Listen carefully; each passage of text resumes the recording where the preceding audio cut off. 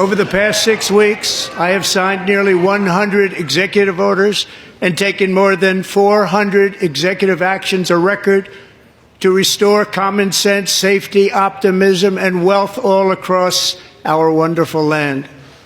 The people elected me to do the job, and I'm doing it.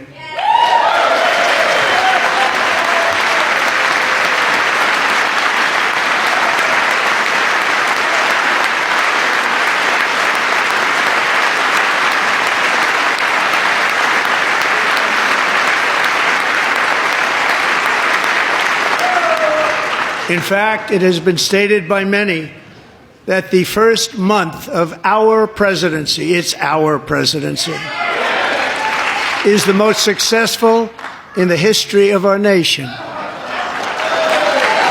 By many.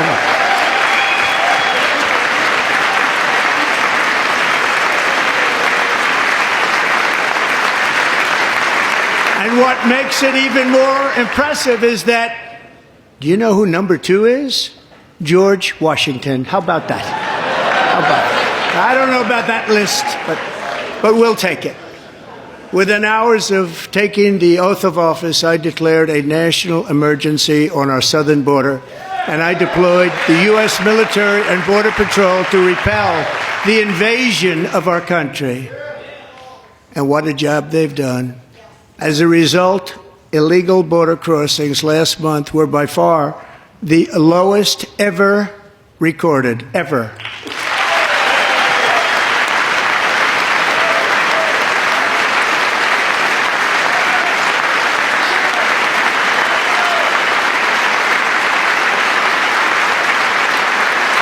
They heard my words and they chose not to come. Much easier that way.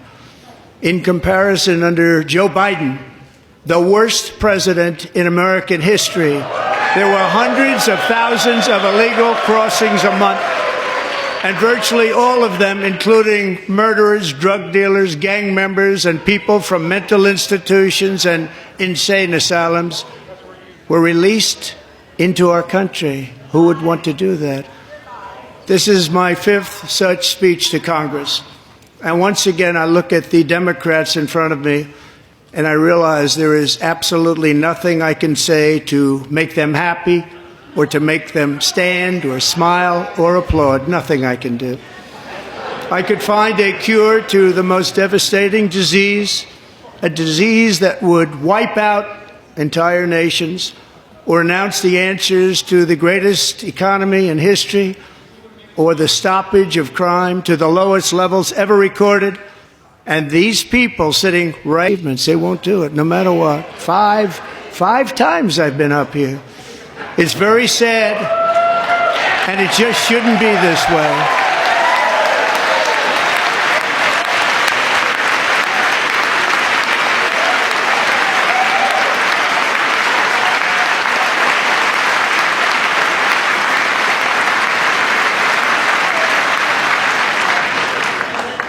So Democrats sitting before me, for just this one night, why not join us in celebrating so many incredible wins for America? For the good of our nation, let's work together and let's truly make America great again.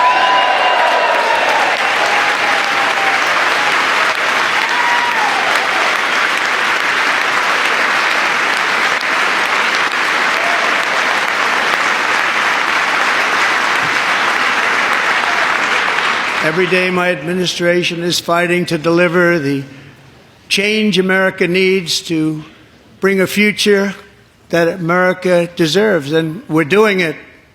This is a time for big dreams and bold action. Upon taking office, I imposed an immediate freeze on all federal hiring, a freeze on all new federal regulations, and a freeze on all foreign aid.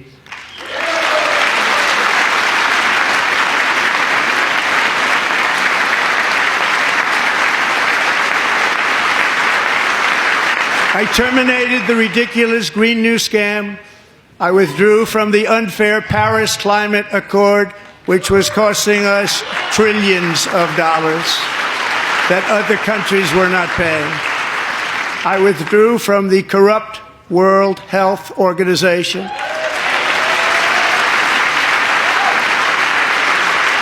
And I also withdrew from the anti-American UN Human Rights Council.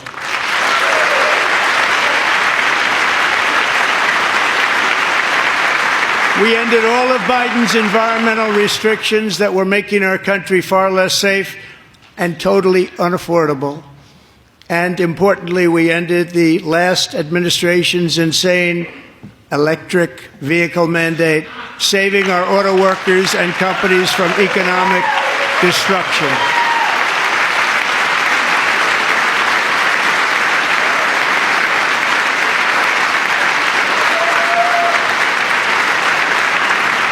To unshackle our economy, I have directed that for every one new regulation, 10 old regulations must be eliminated, just like I did in my very successful first term.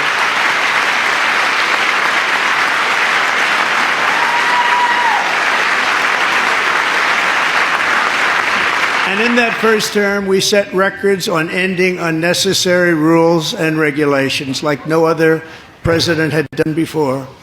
We ordered all federal workers to return to the office. They will either show up for work in person or be removed from their job.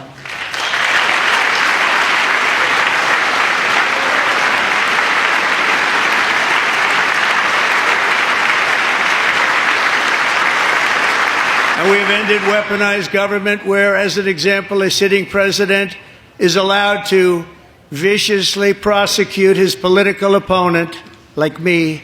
How did that work out? Not too good. Not too good.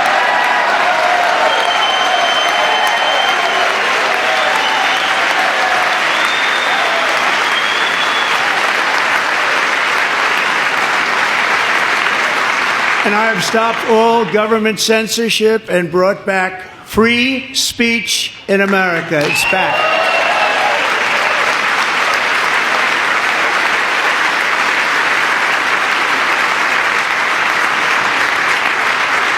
And 2 days ago, I signed an order making English the official language of the United States of America.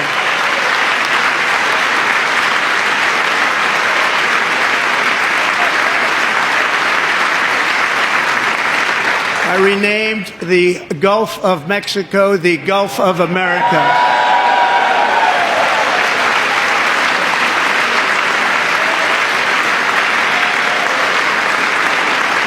And likewise, I renamed, for a great president, William McKinley, Mount McKinley again. Beautiful Alaska. We love Alaska. We've ended the tyranny of so-called diversity, equity, and inclusion policies all across the entire federal government and indeed the private sector and our military. And our country will be woke no longer.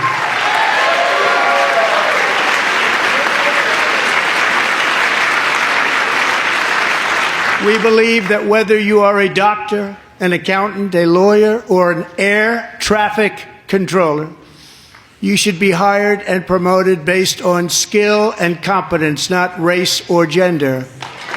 Very important.